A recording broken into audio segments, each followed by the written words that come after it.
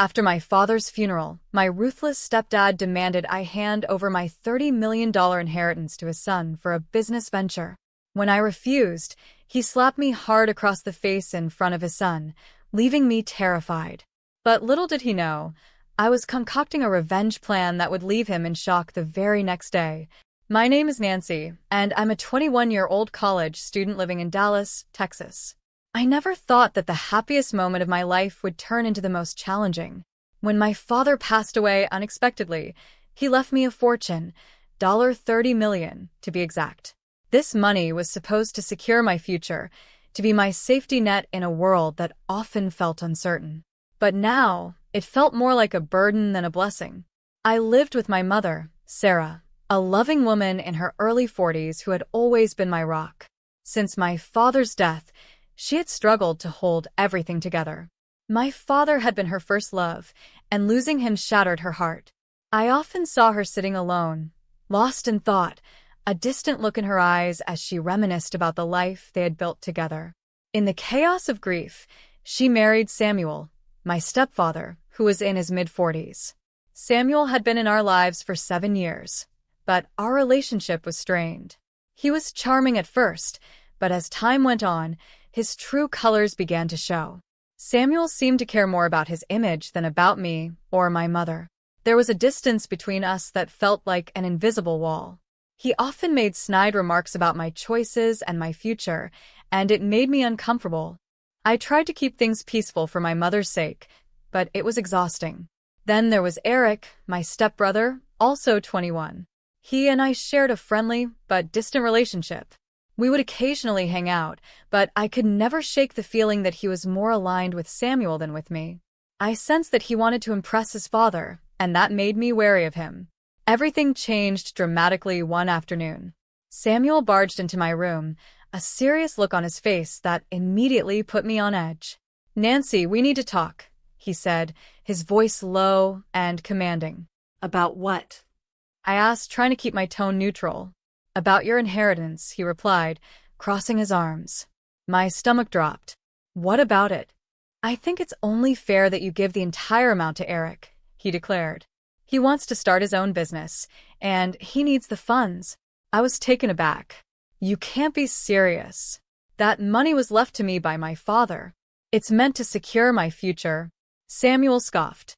"You're young. You don't know how to manage that kind of money. Eric has plans, and he needs your help." I felt a rush of anger. "You don't know what my father intended. That money is mine, and I refuse to give it to Eric for some vague business idea." Samuel's expression darkened. "You think you can just ignore your family's needs? You're being selfish." "Selfish? This is about my future. I'm protecting my father's legacy," I snapped back, feeling the tension in the air. But Samuel wasn't done. He stepped closer, his voice lowering to a menacing whisper. "You'll give that money to Eric. It's for the best." Before I could react, he raised his hand and slapped me hard across the face. The sting echoed in my ears, and I could feel the heat rising to my cheeks. Eric stood in the doorway, wide-eyed and shocked.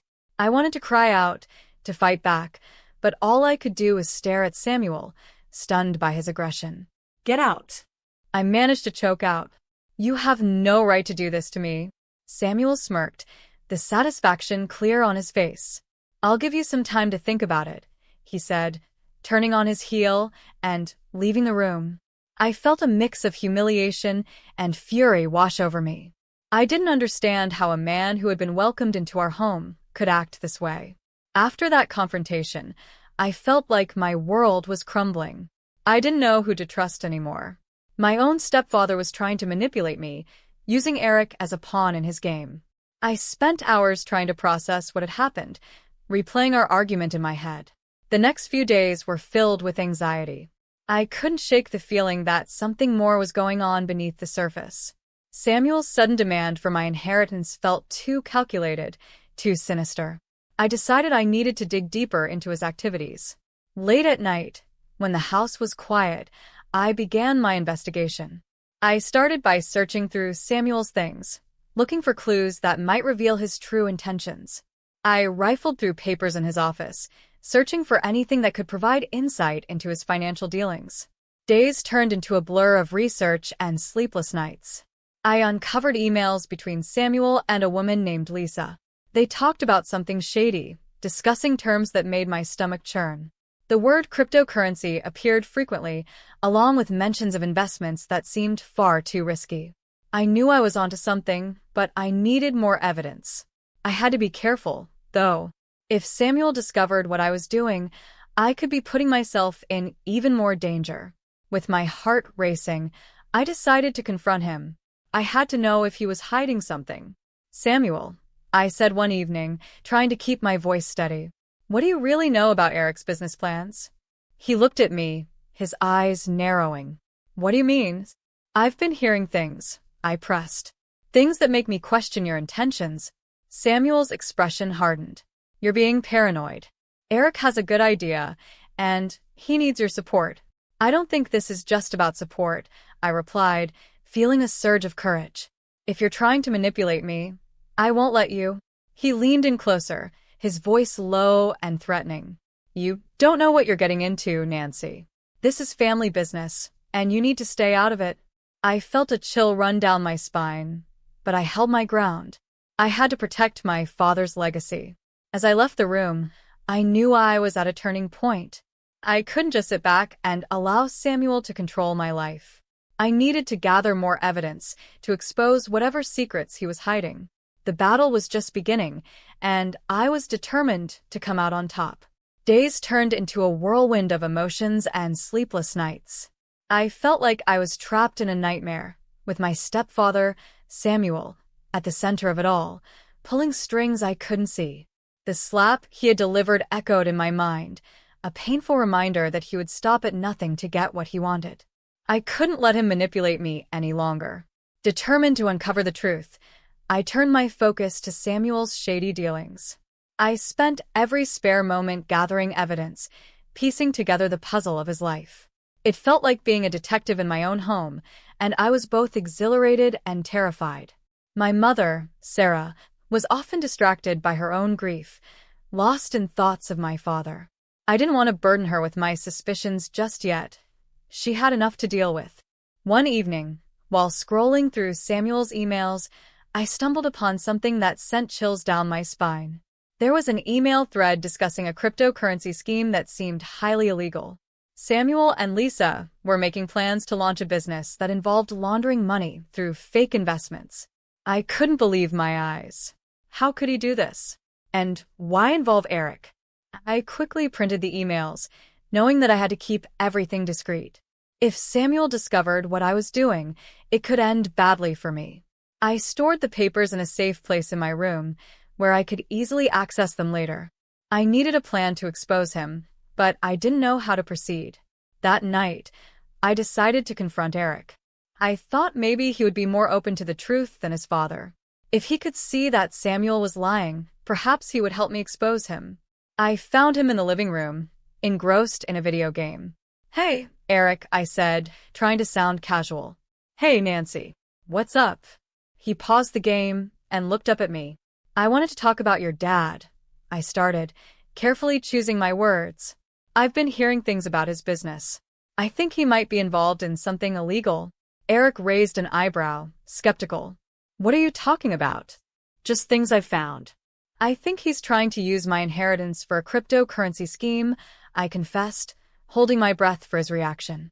He looked thoughtful, but I could see uncertainty in his eyes. "Dad wouldn't do that. He's just trying to help us." "Help us?" I replied, incredulous. "He wants to take my money, Eric. You have to understand that this isn't just about family. It's about the law." "I don't believe you," he said, frustration creeping into his voice. "Why not? You've seen how he acts." I insisted. "If you care about our family at all, you need to look deeper." Before Eric could respond, Samuel appeared in the doorway, a dark look on his face. "What's going on here?" he demanded, interrupting our conversation. "Nothing," Eric mumbled, shifting uncomfortably. "Are you sure?" Samuel narrowed his eyes, glancing between us. "Nancy, you're not causing trouble, are you?" I could feel the tension rising. "I'm just trying to protect what's mine, Samuel," I said, meeting his gaze. You should be the one worried about the trouble you're causing. Samuel stepped closer, his expression threatening. You have no idea what you're talking about. You're out of your depth. I held my ground, refusing to back down. I won't let you bully me, Samuel. This is my inheritance, and I'm not giving it to you or anyone else. With that, I turned and walked away, heart pounding. I needed to act quickly. I couldn't rely on Eric's support. I returned to my room, frustration boiling inside me. I felt completely alone, but I was also determined to uncover the truth. As the days passed, I became more resolute in my quest for justice. I reached out to a trusted friend from college, Jessica, who was studying law. We met at a coffee shop, and I poured out my story to her, revealing everything I had found. Wow, Nancy, this is serious, Jessica said, her eyes wide. You need to gather all your evidence and find a lawyer who can help you. Exactly, I agreed, relief flooding through me. I've already printed the emails, but I need more proof. I want to expose him for what he really is. Jessica nodded, her expression serious. Let's make a plan. We can go through everything you've got and figure out how to proceed. After our meeting, I felt a renewed sense of purpose. With Jessica's help, I began collecting everything I could find related to Samuel's dealings. I searched his office, going through files and documents, looking for any sign of wrongdoing. Each discovery fueled my determination. One evening, while rummaging through his papers, I stumbled upon a folder labeled Investments. Inside were spreadsheets filled with numbers and names I didn't recognize. My heart raced as I scanned the documents, quickly realizing they contained information on multiple cryptocurrency accounts and suspicious transactions. I had struck gold. This was the evidence I needed to show Samuel for who he truly was. With shaking hands, I took pictures of the documents on my phone, ensuring I had backup copies. I knew I needed to act fast. Samuel could easily destroy them if he found out. As I headed back to my room, I felt a mix of excitement and fear. I was finally getting closer to the truth, but I was also stepping into dangerous territory. Samuel was cunning, and I had to be careful. I couldn't let him know what I was planning. That night, I lay in bed, staring at the ceiling, my mind racing. I could feel the weight of the world on my shoulders. But in that moment, I also felt a glimmer of hope. I was fighting back, and I was determined to protect my father's legacy at all costs. With my evidence collected, I knew it was time to take action. I reached out to Jessica again, eager to share my findings. We met at the coffee shop, the familiar aroma of coffee mixed with my anxiety. I couldn't help but feel like I was walking a tightrope, balancing between my desire for justice and the fear of what Samuel might do if he discovered my plan. Jessica, I found something huge, I said, sliding the folder across the table. This is all the documentation on Samuel's cryptocurrency dealings. He's involved in some serious illegal activities. Jessica's eyes widened as she sifted through the pages. This is incredible, Nancy. With this evidence, we can approach a lawyer. We can file a lawsuit and make sure he pays for what he's done. The adrenaline surged through me. Finally, I was taking control of my life. I want to set up a meeting with a lawyer who specializes in financial crimes, I said. But I need to be careful. If Samuel catches wind of this, I could be in danger. I understand, Jessica replied, her voice steady. We'll keep this under wraps until we have everything lined up. As we finalized our plans, I couldn't shake the feeling of unease settling in my stomach. I had to confront my stepfather soon, but I wanted it to be on my terms, with solid evidence backing me up. After our meeting, I began to prepare for the next steps. I reached out to a lawyer named Mr. Thompson, known for his expertise in handling cases involving financial fraud. After a few anxious days, we scheduled a meeting at his office. Walking into the sleek building downtown felt surreal. The walls were adorned with art, and the air was filled with the scent of polished wood. Mr. Thompson welcomed me with a firm handshake and a reassuring smile. I'm glad you came, Nancy. Let's get right into it. As I shared my story and handed him the evidence I had gathered, I could see the wheels turning in his mind. This is very serious, he said, studying the documents closely. If what you're saying is true, We can build a strong case against your stepfather and his accomplices." The gravity of his words washed over me. "I just want to protect my father's legacy," I admitted, my voice shaking. "Samuel thinks he can manipulate me, but I won't let him." Mr. Thompson nodded. "We'll make sure he understands the consequences of his actions." As we discussed strategies, I felt a sense of empowerment blooming within me. For so long, I had been a victim of Samuel's manipulation, but now I was taking charge. I couldn't help but imagine how it would feel to expose him, to finally show my mother the truth about the man she married. The plan was set in motion. Mr. Thompson advised me to keep my findings confidential and to avoid any direct confrontation with Samuel until we were ready to present our case. I agreed, knowing that this was crucial for my safety. That evening, as I walked home, I replayed the day's events in my mind. The tension in the air felt thick, and I could sense that a storm was brewing. Samuel was becoming more unpredictable, and I could only imagine how he would react when he discovered I was not backing down. Arriving home, I found Eric in the living room, a distraction from my thoughts. "Hey, Nancy," he called, glancing up from his phone. "What's up?" "Not much," I replied, trying to sound casual. "Just studying." He nodded but then added, "Is everything okay with you and Dad? He's been acting weird lately." I hesitated, considering how much to reveal. "Just some family stuff," I said vaguely. Eric looked concerned, but didn't push further. "If you need to talk, I'm here," he offered, his tone sincere. "Thanks, Eric," I said, forcing a smile. But inside, I knew this was bigger than our family drama. It was about justice and protecting my father's legacy. As I climbed into bed that night, I felt a mix of hope and apprehension. The battle was just beginning, and I was ready to fight.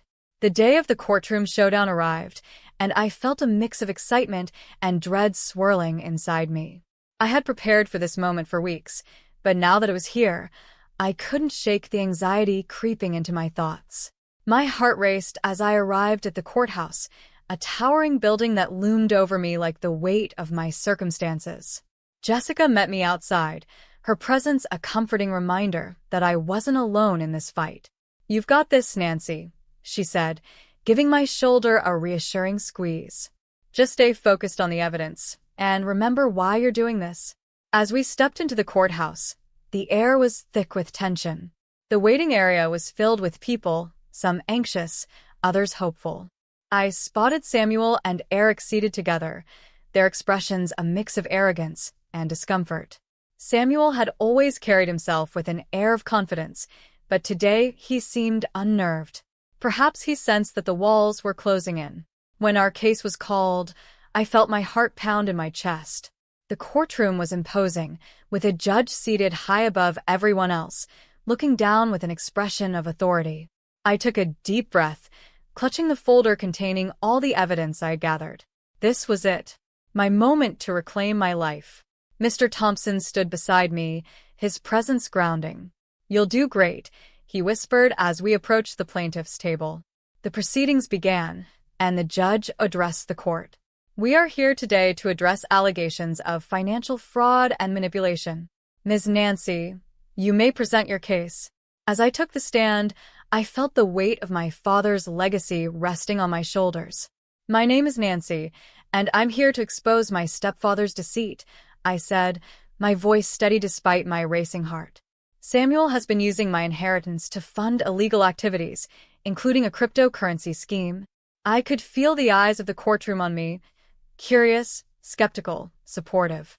I continued, detailing the events that led me here, emphasizing the abuse I endured at Samuel's hands. I handed over the printed emails and financial documents to the judge. These emails show the discussions between Samuel and his accomplice, Lisa. They're plotting to launder money through fake investments. Samuel's expression shifted from confidence to disbelief as the evidence unfolded. "Objection," he shouted, trying to regain control. "This is all hearsay." Mr. Thompson stood firm. "Your Honor, these documents are verifiable evidence of the defendant's illegal activities." The judge nodded, allowing the evidence to be presented. I watched as Samuel's facade crumbled. His bravado evaporated, revealing the man behind the mask, one who had exploited my family's trust for his own gain. Next, it was Eric's turn to testify. I didn't know what he would say, but I hoped he'd finally see the truth. As he stepped onto the stand, I held my breath. "I've been confused about my dad's business," he admitted, glancing at Samuel. "I thought he was just trying to help Nancy, but now I see things differently." Samuel shot him a furious look, but Eric continued, "I don't want to be part of this anymore. I support Nancy." The room fell silent. It was a pivotal moment, one that shifted the tide in my favor. I could see Samuel's anger boiling over as he realized he was losing control not just of the situation but also of his son. As the trial progressed, I felt a growing sense of hope. With every piece of evidence, it became clear that Samuel's manipulation was about to unravel. When the judge announced a recess, I stepped outside with Jessica, my heart racing. "We're going to win this, aren't we?" I asked, my voice tinged with disbelief. Jessica smiled, her confidence infectious. "You've done everything right, Nancy. Just wait for the verdict." When we returned to the courtroom, the tension was palpable. The judge returned, looking grave. "After reviewing the evidence and testimonies presented, I have come to a decision." I held my breath, waiting for the words that would change my life. "Samuel, Eric, and Lisa are found guilty of financial fraud and conspiracy to commit money laundering." I felt a rush of relief wash over me. Samuel's face twisted in shock and anger, while Eric looked utterly defeated. The judge continued, "You will face the consequences of your actions." As the gavel struck, I could hardly believe what had just happened. My father's legacy was safe, and I had stood up against the man who had tried to manipulate me. Later that evening, as I sat with Jessica and my mother, I felt a wave of emotions wash over me. "I can't believe it's finally over," I said, tears of relief in my eyes. Sarah wrapped her arms around me. "You were so brave, Nancy. I'm proud of you." I knew that while the journey ahead wouldn't be easy, I had emerged stronger and more resilient. Samuel and his accomplices were behind bars, and I had reclaimed my life. With my mother by my side, I was ready to honor my father's memory and build a future filled with hope and integrity. The nightmare was over, and a new chapter was just beginning.